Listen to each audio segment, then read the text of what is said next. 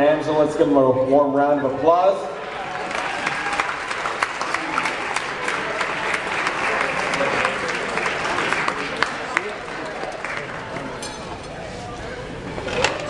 You can lift up the mic.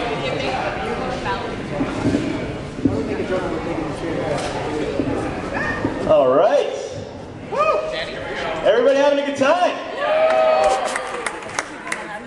Mike and Natasha, I'm having a really good time. Hors d'oeuvres were good. We got an open bar.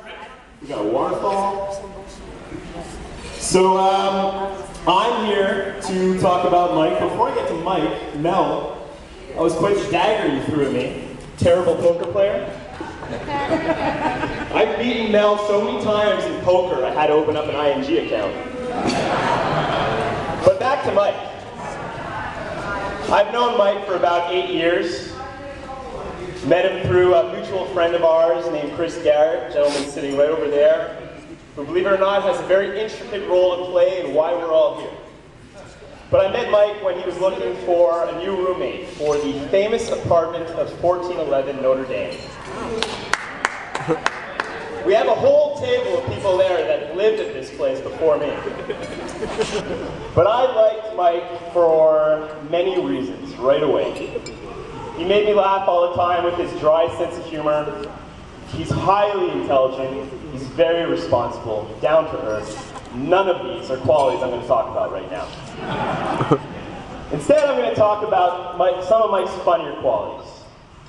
Some that you may want to laugh about, some you may not know. And then I'm going to give you all my version of how Mike and Natasha got shacked up. Now, we mentioned at Mike's bachelor party, it's been mentioned a few times tonight, that Mike talks too much.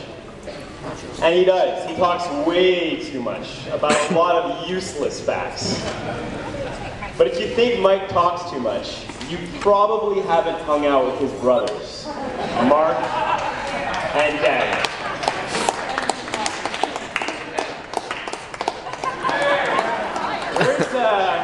Where's Mr. and Mrs. Ely? Hiding. Mr. Ely, you seem to be a humble, quiet man. Mrs. Ely, you seem to be a very gentle, sweet woman. What the hell you did when you raised those boys? I call them talks too much, talks even more, and talks the most. In fact, Mike's a patient guy, but the only time I've ever seen him ever show any acts of aggression and tell people to shut up, well, people, the only time is when it's directed at his brother Mark, aka talks the most. And did you guys know that Mike is the busiest man on the planet? He is. You ask Mike at any given moment, including right now, how he's doing, and he'll give you the universal answer. Busy. He'll even put a show on it sometimes when he's really stressed out. He'll be like, busy man. Busy. That's true, exactly. Busy guy.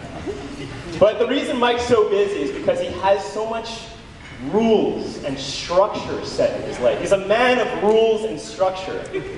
This is partially because he's very anal. And that's something I'm going to get into in a bit. But back to examples of Mike's rules and structure. Mike will not attend a social event if it's in the north or south shore of Montreal. Mike will not send a text or an email, nor will he respond to a text or email unless a good 72 hours has passed by. Mike will not spend 5 minutes in a phone conversation with you, and that's if you were lucky enough to get him on the phone. Take a look at this picture. This is Mike's bathroom. Mike dropped off the face of the earth last summer because he spent 4 months renovating this bathroom. Yes, Mike, we can see how you're the busiest guy in the world. And back to you being anal. Very, very anal guy. But I don't mean that in a negative way. I don't. Because when I lived with Mike for 3 years, I benefited from it. Our apartment at 1411 Notre Dame was not a residence that demanded much cleaning. But who was I to complain when Mike would perform weekly vacuuming of our magnificent green shag carpeting, filled with all the stains and mess you'd come to expect of two men living in downtown Montreal in their 20s. On Saturdays mornings, Mike could be seen squeegeeing our windows. We lived in a basement. And if the Brita water was half empty, you would hear it from Mike because you didn't refill it in time. Check out this picture.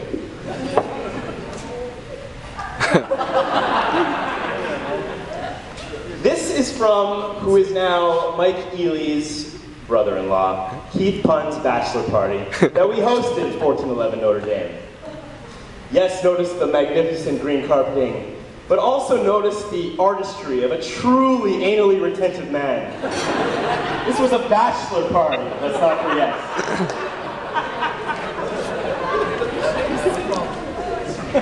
But I can't lie, living with Mike was some of the funnest moments of my life. I will never forget what he taught me. The art of barbecuing shirtless. The art of barbecuing frozen Costco ribs, leaving half the sauce left for the final basting as to not lose the sauce in the barbecue. And our taco nights, yes. And our taco nights were legendary. Mike had a signature technique. You remember it, Mike? Layer of cheese, layer of onion, layer of cheese, layer of meat, layer of cheese, layer of sour cream, and then the fifth, final, and most necessary, layer of cheese. Legendary tacos. And then Mike, being half Irish, he was always the very good guy to party with. But then Natasha Lamb, then this very pretty, bubbly, smiley, happy, cute girl named Natasha Lamb came around, just had to mess it all up for me. You see, until Natasha Lamb came around, I honestly thought that the love of Mike's life was Loyola High School.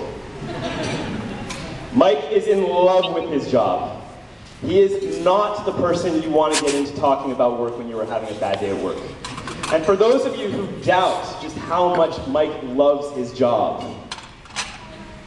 take a look at where we are. I mean, who gets married at their place of work? It's almost as special as getting married on December 30th. But now I'm going to talk about how Mike and Natasha met. I'll leave that up for a little bit longer. Yes, Mike and Natasha met for the first time because, well, again through Chris Garrett, I had become good friends with Keith Punn. And about 7 years ago, Keith Punn was in the same position he is in today, unemployed.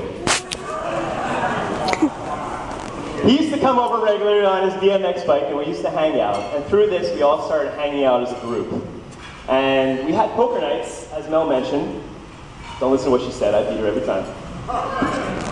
And our newlywed couple met for the first time, except they didn't say a single word to each other the whole night. And I had to force this picture. Look at the expression on Mike's face. Why are you taking a picture of me, asshole? And it wasn't until 2 years later that they connected under different circumstances. But I have to preface this part of the story with a little bit more on Mike. Mike is a gentleman. Next to my late grandfather, he is the biggest gentleman I know. He will seat women in their chairs, he will open car doors, he will help them with their coats. If it wasn't for his teacher's salary, he would pay for dates. Truly a gentleman. And I can't really get into, you know, chivalry like this in your 20s. Maybe he wasn't the most successful with. But he went on a few dates while I lived with him, and at the end of the dates, I